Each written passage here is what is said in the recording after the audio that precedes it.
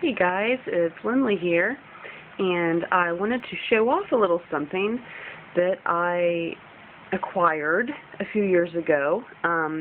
This is an extremely old, I believe it's pronounced Phyto-theca, which is basically a collection of plants.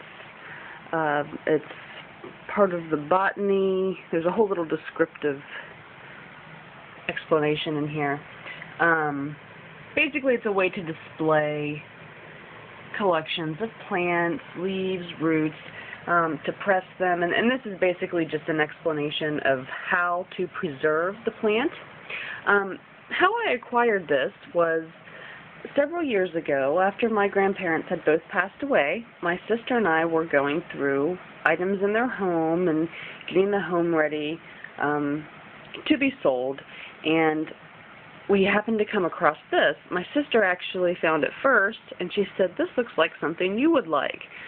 And I started looking at it. At first I didn't even know what a Phyto-theca was, but as I flipped through the pages, I realized that it indeed, I don't want to rip it, is a collection of all these different plants. This one right here is actually lobelia, which is Indian tobacco, it's also called. The dates on this, you can read that. It says September 30th, it's kind of blurry. It says September 30th, 09. It has to mean 1909. It has to be, because this was found before 2008. I found this, it was probably 2007, actually, or it actually may have been 2008. It was several years ago.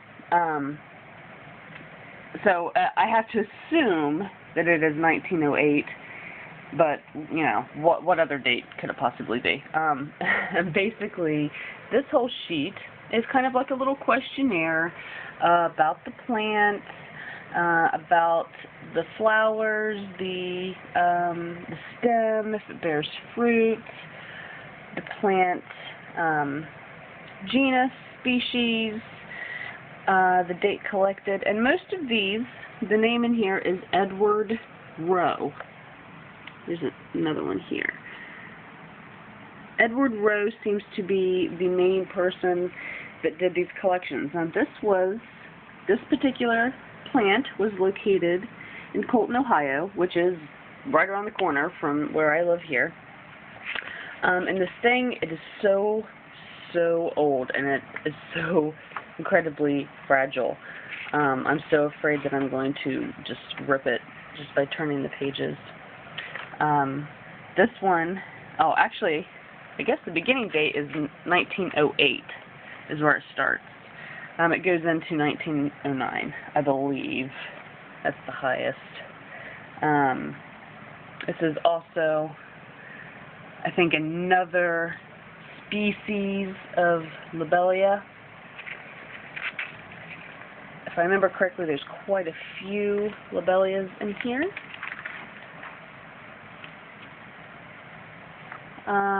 And some of these, it's really hard to read the handwriting because it is in cursive, and it is kind of scribbly, some of it. Like this one's actually fairly nicely written, but then there's others that it's really difficult to read. But this is just one of those things that I pull out every so often. See, this still has the flower attached. I mean, this is over 100 years old right here, this book. And I don't know how my grandmother got a hold of it. I don't know if it belonged to somebody in the family, if she bought it from somewhere, if it was passed down to her. I have no idea. I don't know who Edward Rowe is. It could be Rover, too. It looks like R-O-W-E-R, or R-E, R-O-W-R-E, but it could also be R-O-V-E-R. It's really hard to tell because of the handwriting. But I'm not familiar with that name. There are rows around here, so it could be. Actually, I know a couple people with the last name Rose, so maybe I could ask them and see if they had anybody named Edward in their family. That would be pretty interesting to see. But this is a type of ivy. Looks like Kenilworth ivory, maybe? Collected October 20th, 1908. And this, I had to clean this up quite a bit too.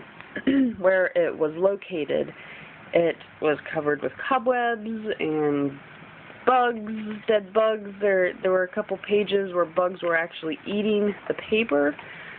A little bit of mold because it had gotten moist. And I try to keep it up now.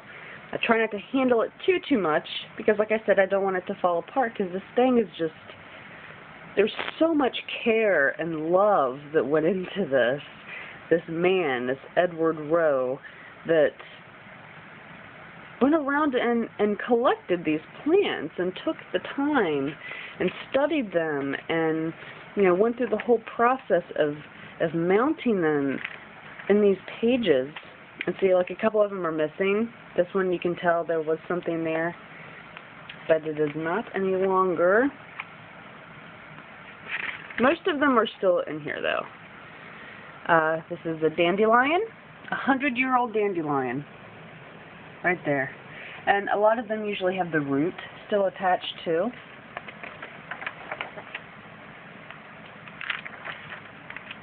Let's see. This is, I cannot pronounce that. That's the proper name. And then the common name is mouse ear chickenweed. Huh. Mouse ear chickenweed. Okay. Collected April 20th, 1909.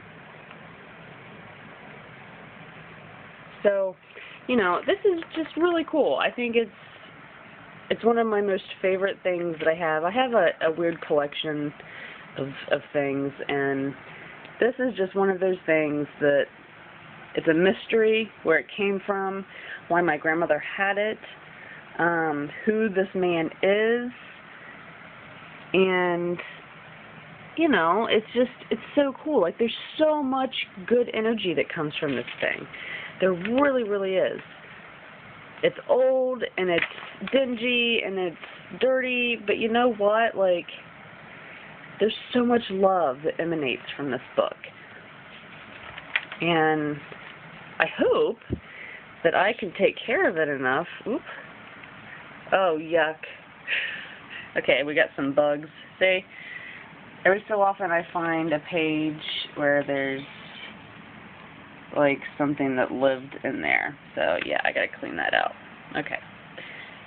Yep, let's go on to the next one. So something was living in there. Guess I didn't clean that part out too well. This is a petunia. So, you know, you pretty much get the gist of it. A good bit of it is filled up here. Go all the way back to, this is a bloodroot. That is the common name, anyway. Collected, looks like May of 1909. And there are some blank pages in the back where it wasn't completely filled up.